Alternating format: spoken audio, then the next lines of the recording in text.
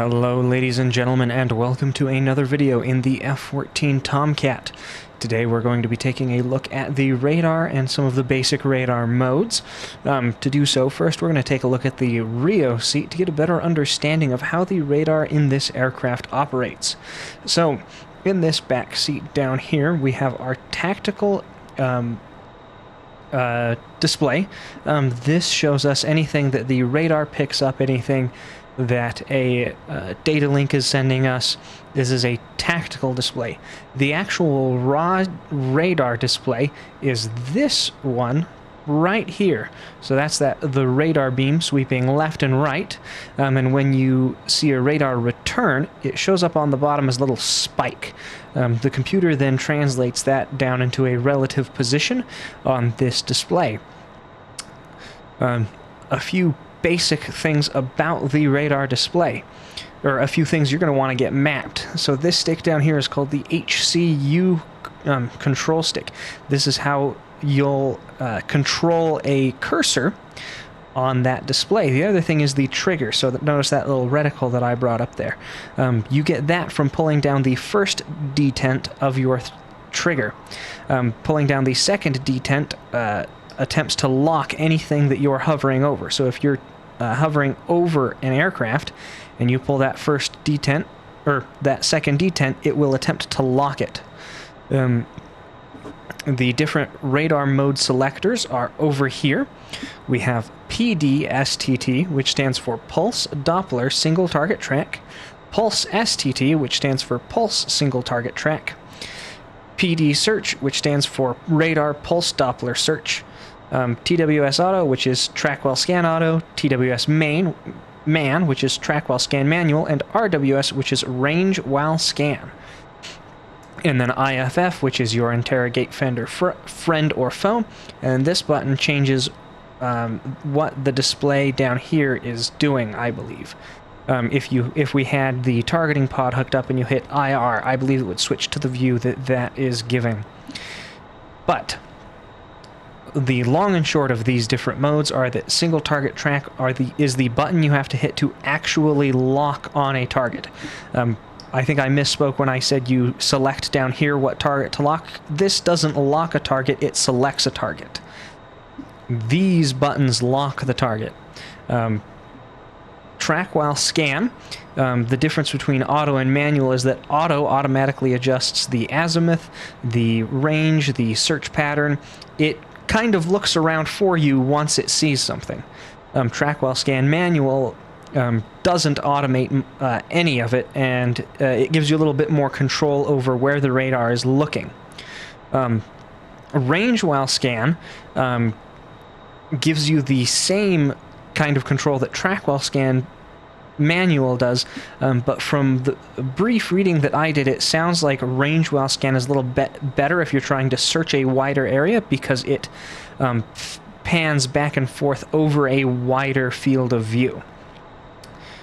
Okay, now that we've got those out of the way, down over here we have VSL, which stands for Vertical Scan Lock-On. So this is a radar mode where it's going to scan a vertical box in front of the plane and automatically lock on to anything that flies into that box. The pilot has some very similar radar control modes. He has two, in fact, PAL and PLM. PAL stands for Pilot Automatic Lock-On, which is very similar to the VSL, except it's a little more of a wide rectangle than a tall rectangle. And PAL, I'm not entirely sure the scan pattern of. But you control the radar's range with these buttons up here, as well as, well, this controls the radar's range that it is searching out into, and then this down here sets the range of the tactical display down here. So each of these little bars is 25 nautical miles. So if we go to 50, you can see there's one bar, no bar. And then if we change to 100, there's 1, 2, 3, 4 points where there would be a bar. At 200, same story. 400, same story. This little switch down here switches between modes for the tactical display. So ground stabilized, up on this display becomes north, and then your radar cone in whatever direction you're looking. I believe that if you had a data link and an AWACS saw something over here, you would then be able to see it on your tactical display.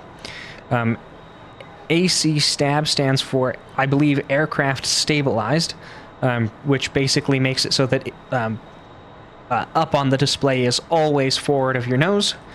Attack adds this little line, as well as a little more symbology when you lock onto a target. And then TV switches to, there is a little ground stabilized camera in the front nose of the Tomcat. It looks kind of like a light right in front of that landing gear. That is what that is. But we're going to go back up to AC stabilized. That is a brief overview of what the radar control in the Rio seat looks like. I've got some planes flying around these islands. We are on the South Atlantic map. So I'm just going to get us up into the air and then show you what some of that symbology looks like on the TID.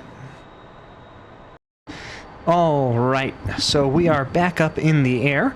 While I was taking off, the Rio for the Jester AI automatically changed some of the HUD, but to explain a little bit of the symbology that we're looking at here, this little X indicates kind of a center of area for the all of the targets that the track while scan is seeing.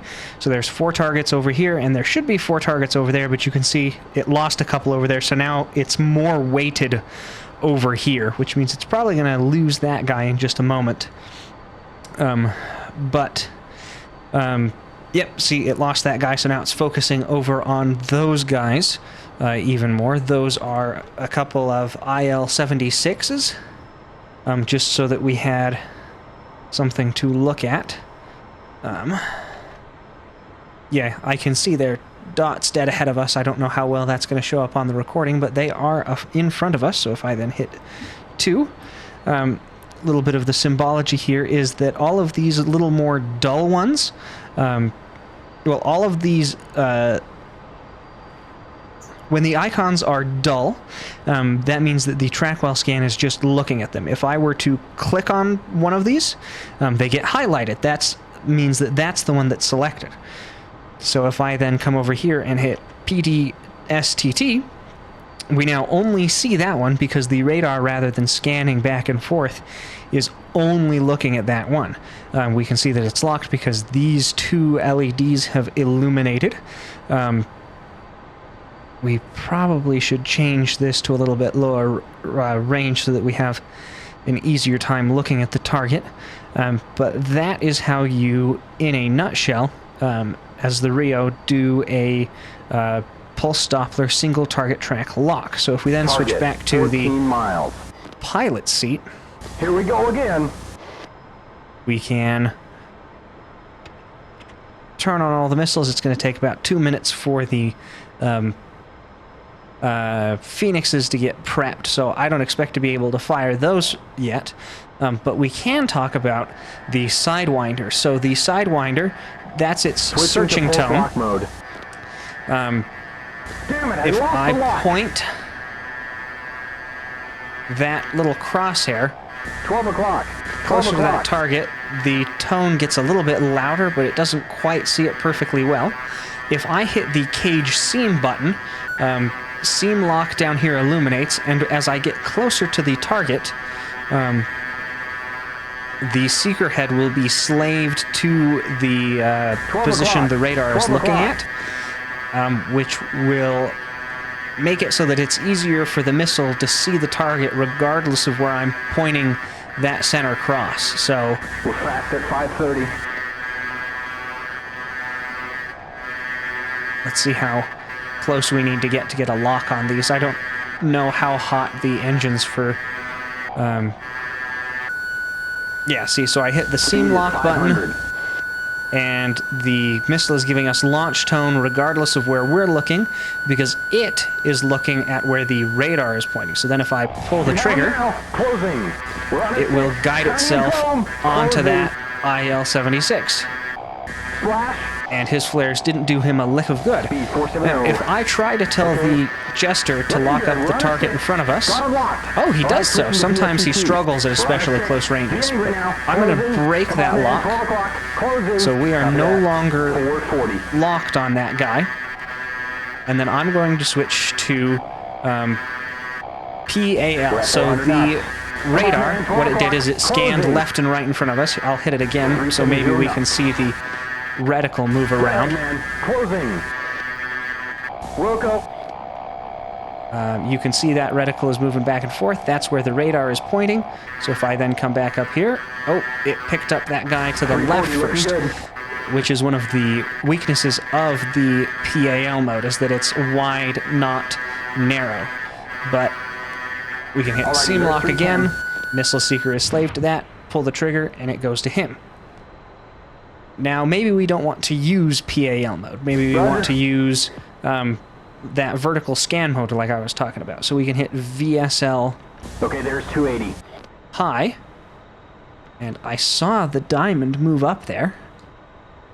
There we go. Okay, I hit VSL low, and then it locked onto this fella here.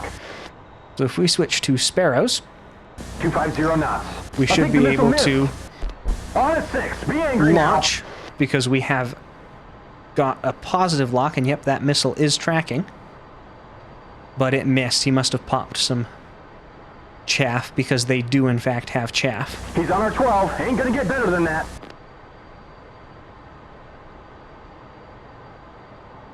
So the PAL and the vertical sight lock-on mode are what are called ACM modes, Air Combat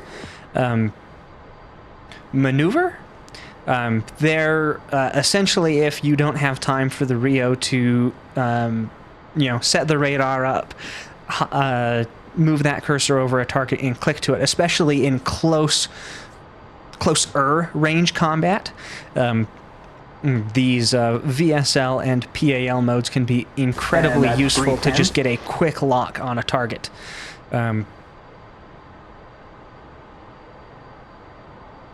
But yeah, I'm trying to think if there's any other thing about the radar that I wanted to cover. But no, I think that's just about everything. This was just a short little guide on different radar modes, a little bit on the symbology.